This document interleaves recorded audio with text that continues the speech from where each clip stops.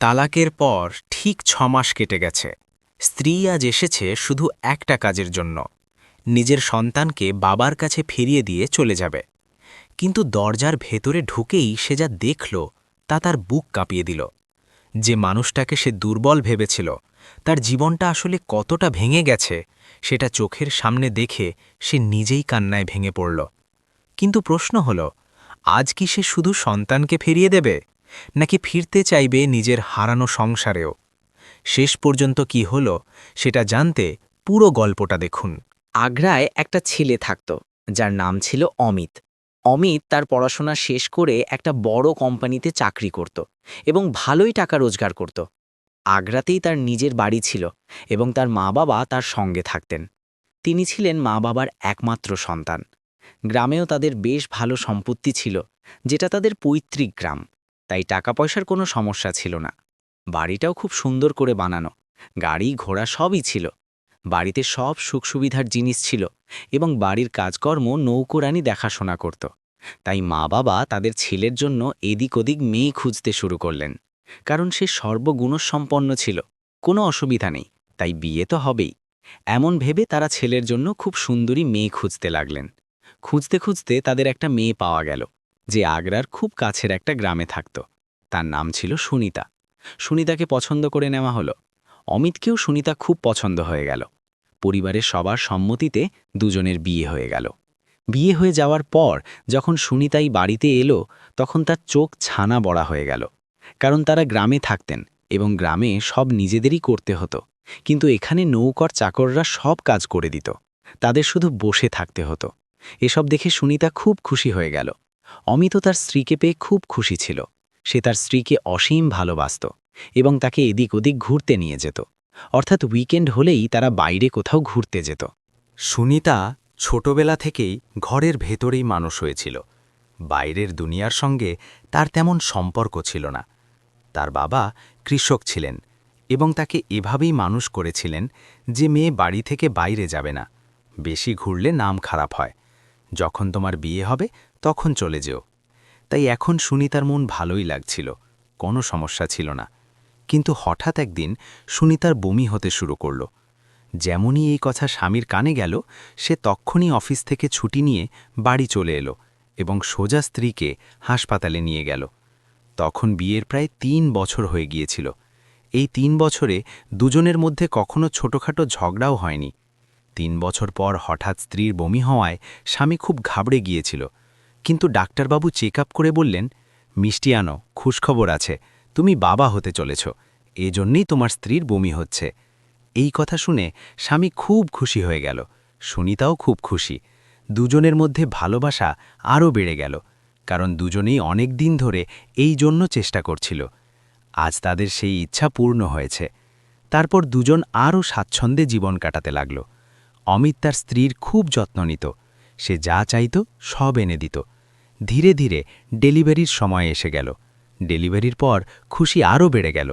সুনিতা একটি ছেলের জন্ম দিয়েছিল। ছেলেকে পেয়ে মা বাবা খুব খুশি, অমিত সুনিতাও খুব খুশি। কিন্তু ছেলে হওয়ার পর সুনিতার ওপর দায়িত্ব আরও বেড়ে গেল। যদিও বাবার ওপর দায়িত্বের পাহাড় পড়ে, কারণ বাবা ছেলেকে পড়াশোনা করায়, তখনই তার দায়িত্ব হয়। কিন্তু শুরুতে দায়িত্ব মায়েরই হয়। মা রাত জেগে ছেলেকে খাওয়ায়, পান করায়, কাঁদতে দেয় না, এসব দায়িত্ব মায়ের। ছেলে হওয়ার পর মেয়ের ওপরই সব দায়িত্ব একসঙ্গে চেপে বসে। সে সব কিছুর জন্য আগে থেকেই তৈরি হয়ে যায়। কোনো অস্বীকার নেই, কোনো কথা নেই, সে ভালোভাবে ছেলেকে দেখাশোনা করতে শুরু করে। কিন্তু অমিত তাকে একা ছাড়েনি। সে অফিস থেকে ছুটি নিয়ে স্ত্রীর সঙ্গে থেকে ছেলের দেখাশোনায় সাহায্য করত। ধীরে ধীরে সময় কাটতে থাকে। ছেলে যখন ১ বছরের হয়ে যায়, তখন অমিত আবার অফিসে যাওয়া শুরু করে। কিন্তু ছেলেকে দেখাশোনা করতে করতে মা বেশিরভাগ সময় বসে থাকত। বসে বসে তার একটু আধটু ওজন বেড়ে যায়, এটা স্বাভাবিক। মেয়ে যখন সন্তান প্রসব করে তখন ওজন বাড়া স্বাভাবিক। ওজন বাড়ার পর স্বামী তাকে তো আগেও ভালোবাসতই, তাই যখন তাকে একটু মোটা দেখায় তখন সে মজা করে মোটি মোটি বলে ডাকতে শুরু করে। সুনিতারও এতে কোনো আপত্তি ছিল না। ধীরে ধীরে সময় কাটে। সময়ের সঙ্গে সঙ্গে অমিত যখন বাইরের কেউ বাড়িতে আসত, তখন তার সামনেও হাসতে হাসতে মোটি বলে ডাকত। এই কথাগুলো কোথাও কোথাও তার গায়ে লাগতে শুরু করে। লাগতো ঠিকই, কিন্তু সে কিছু বলতো না। হাসতে হাসতে তার কাছে চলে আসতো। আরও কিছু সময় কাটে। ছেলে যখন প্রায় ১.৫ বছরের হয়, তখন একদিন স্ত্রী রাতভর ছেলেকে ঘুম পাড়ানোর জন্য জেগেছিল। ছেলেটা একটু অসুস্থ ছিল। সকালে স্বামী অফিস চলে যায়। অফিস থেকে ফিরে সোফায় বসে বলে, মোটি, আমার জন্য পানি নিয়ে এসো। এই কথা শুনে স্ত্রী, যে রাত ভর ঘুমায়নি এবং সারাদিনও ছেলের অসুস্থতা নিয়ে চিন্তায় ছিল, আর সহ্য করতে পারল না। সে বলে উঠল, এটা কি লাগিয়ে রেখেছ? তোমার একটুও লজ্জা নেই? আমি কত চিন্তায় আছি। এই কথা শুনে স্বামীর অবাক লাগল। সে বলল, কেন, কি হয়েছে? কি চিন্তা হয়েছে? সে বলল, এই ছেলে তো শুধু আমার একার নয়, তোমারও কিছু কর্তব্য আছে। স্বামী বলল, আমার কি কর্তব্য আছে? আমি কোথায় কর্তব্য থেকে পিছিয়ে যাচ্ছি বলো? ছেলের কি সমস্যা? চলো হাসপাতালে যাই। আমি নিয়ে যেতে প্রস্তুত, কিন্তু তুমি তো বলো একবার। তুমি তো বলছো এই ওষুধেই উপকার হবে, তাহলে আমার কি ভুল হয়েছে? তারপর সে বলতে শুরু করে, একদিকে সারা রাত তোমার ছেলেকে সামলাই, তার উপর তুমি আমাকে এভাবে মোটি মোটি বলে ডাকো। এই কথা শুনে স্বামীর খুব অবাক লাগল, কারণ সে যা বলতো সব মজা করে বলতো, কিন্তু স্ত্রী এসব কথা মনে মনে জমিয়ে রেখেছিল। তারপর স্বামী তাকে বোঝাতে লাগল, বলল, দেখো, আমি তোমাকে ভালোবাসি বলেই এমন বলি, এতে কি এমন বড় কথা? কিন্তু তখন স্ত্রী তার রাগের আগ্নেয়গিরি ফেটে পড়ল। সে তাকে অনেক খারাপ ভালো কথা শোনাতে লাগল। বলল, হ্যাঁ হ্যাঁ, মজা করে বলো, কিন্তু সামনের লোকের খারাপ লাগে কিনা তা জানো না। এখন আমি তোমার কাছে ভালো কেন লাগব? এজন্যই তুমি আমার থেকে দূরে থাকো, তাই না? অথচ এমন কিছু ছিল না। স্বামী তার স্ত্রীকে খুব ভালোবাসত। যখন সে দেখল যে সে যাকে ভালোবাসে সে বলছে তুমি আমার থেকে দূরে থাকো, নিশ্চয়ই অন্য কেউ পেয়ে গেছ, তখন তারও রাগ জড়ে গেল। সে স্ত্রীকে জোরে ধমক দিল, কিন্তু স্ত্রী থামল না, বরং উল্টো তাকেই ধমকাতে লাগল। যখন স্বামী দেখল তার স্ত্রী তাকে ধমকাচ্ছে, তখন তার মা বাবাও এসে গিয়েছিলেন। এতে তার খারাপ লাগল এবং সে স্ত্রীকে এক চড় মেরে দিল।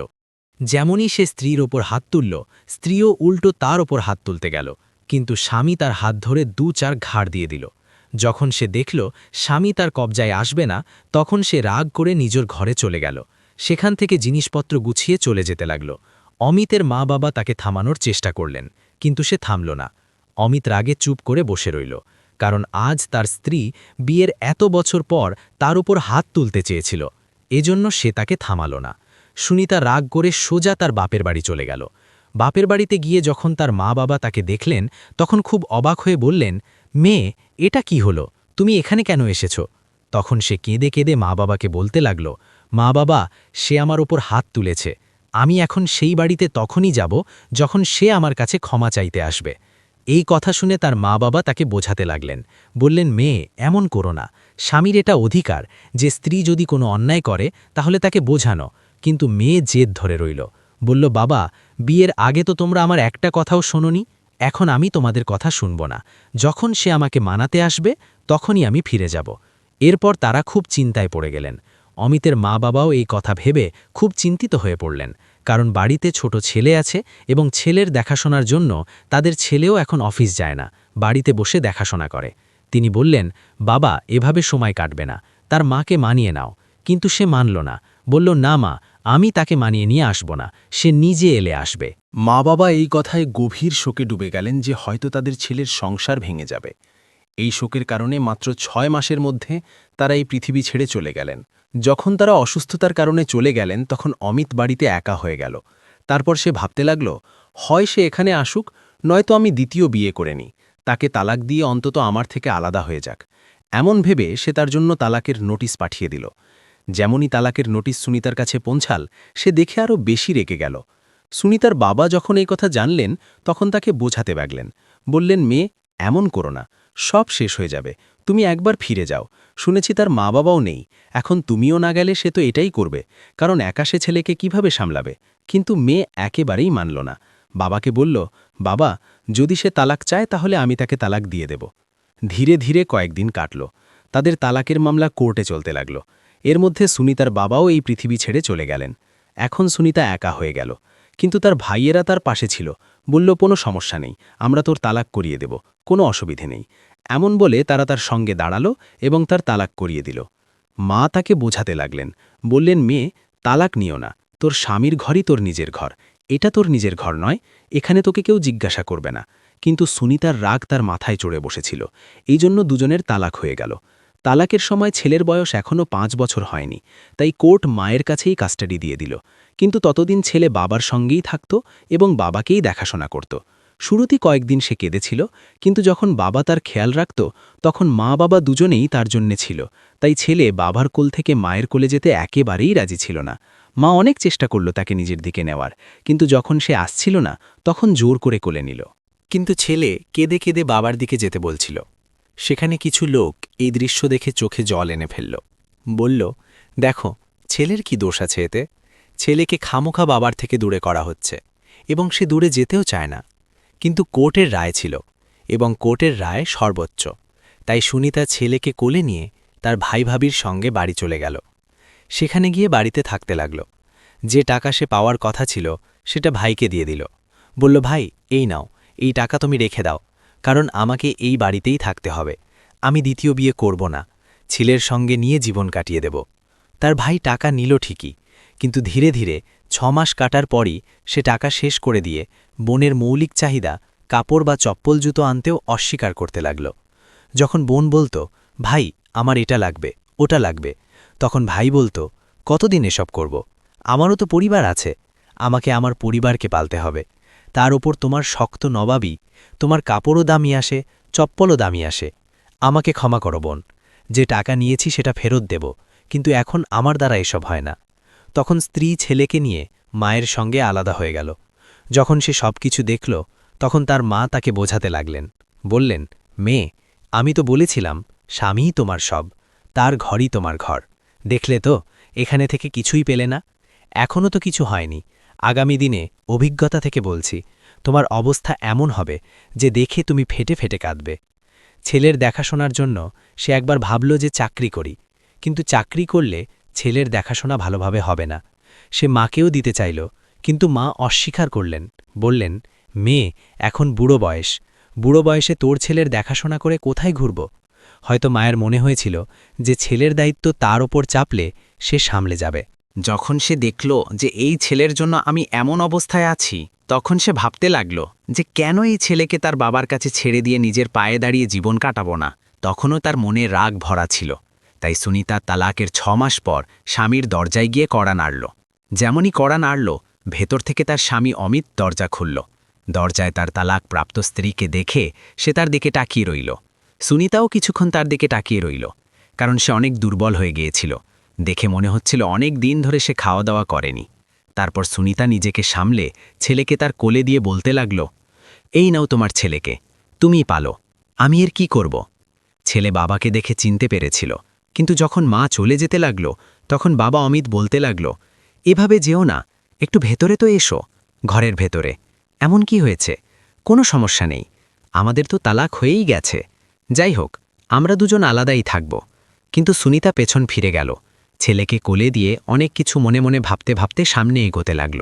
বলল, না, আমার এখানে আসতে হবে না। তখন সে 2-4 কদম এগিয়েছে, ঠিক তখনই তার ছেলে, যার নাম অর্জুন, বলে উঠল, মা, এদিকে এসো। এই কথা শুনে মায়ের চলতে থাকা পা একেবারে থেমে গেল। সে পেছন ফিরে তার ছেলের দিকে তাকিয়ে ফুপিয়ে ফুপিয়ে কাঁদতে লাগল। তারপর অমিত তাকে বলল, কোনো সমস্যা নেই, বাইরে এভাবে কেঁদো না, লোকে দেখলে নানা কথা বলবে। ভেতরে এসো, ভেতরে বসে একটু থেকে যাও, তারপর চলে যেও, যখন ছেলে একটু বুঝবে। তখন সুনিতা ঘরের ভেতরে গেল। ঘরের ভেতরে গিয়ে ঘরের অবস্থা দেখল। যে ঘরে একসময় রৌনক ছিল, নৌকর চাকর কাজ করত, শ্বশুর শাশুড়ি সকালে উঠে আঙিনায় খবরের কাগজ পড়তেন, ছেলের কলকাকলি গুঞ্জন করত, সেই ঘরের চেহারা পুরোপুরি বদলে গিয়েছিল। ঘরটা এখন শুধু একটা বাড়ি মনে হচ্ছিল, যেখানে অনেক দিন ধরে কোনো পরিষ্কার পরিচ্ছন্নতা হয়নি, কারণ অমিত একা থাকত এবং ঘরের ভেতর কারো ডিস্টার্বেন্স পছন্দ করত না। তার পৈতৃক জমি ছিল, সেখান থেকে চাষাবাদ করে যে টাকা আসত তাতে বসে খেলেও তার জীবন চলে যেত। তারপর সুনিতা জিজ্ঞাসা করতে লাগল, ঘরের কি অবস্থা বানিয়ে লিখেছ? অমিত বলল, এখন তোমার এতে কি দরকার? ঘরের যা অবস্থাই হোক, এটা তোমার ঘর নয়, এটা আমার ঘর এবং আমাকেই এখানে থাকতে হবে। তখন সুনিতা বলল, হ্যাঁ, সে কথা ঠিক, তোমারই ঘর এবং তোমাকেই থাকতে হবে, কিন্তু এটাকে পরিষ্কার তো করতে পারো। অমিত বলল, আমার পরিষ্কার পরিচ্ছন্নতা পছন্দ নয়।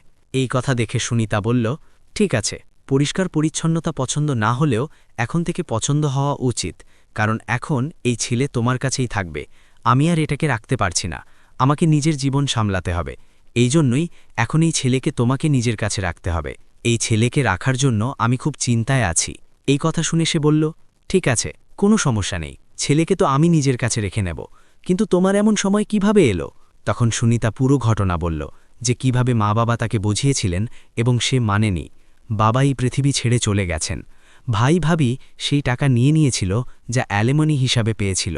তারপর যখন টাকা শেষ হয়ে গেল তখন তারা বলল যে আমি কোনো ঠিকা নিইনি, এখন তুমি নিজের পায়ে দাঁড়াবে এবং নিজের দমে জীবন কাটাবে। এদিকে সুনিতা যখন তাকে জিজ্ঞাসা করল, তোমার কি চলছে, তখন অমিত তার পুরো ঘটনা বলে দিল যে এখান থেকে ছেলে চলে যাওয়ার পর জীবন বাঁচানোর ইচ্ছাই হয় না, যেভাবে হোক সময় কেটে যাচ্ছে। দুজনের কথা একে অপরের বোঝাই এলো। তারপর দুজন অনেকক্ষণ একে অপরের দিকে তাকিয়ে রইল। তাকিয়ে থাকার পর অমিত বলতে লাগল, সুনিতা, কি এমন হয় না যে আমরা আবার একসঙ্গে থাকতে পারি? এই কথা শুনেই যেন সুনিতা এই কথার অপেক্ষায় ছিল। তার চোখে জল এসে গেল। কেঁদে কেঁদে সে একেবারে অমিতের সামনে হাত জোর করে ক্ষমা চাইতে লাগল।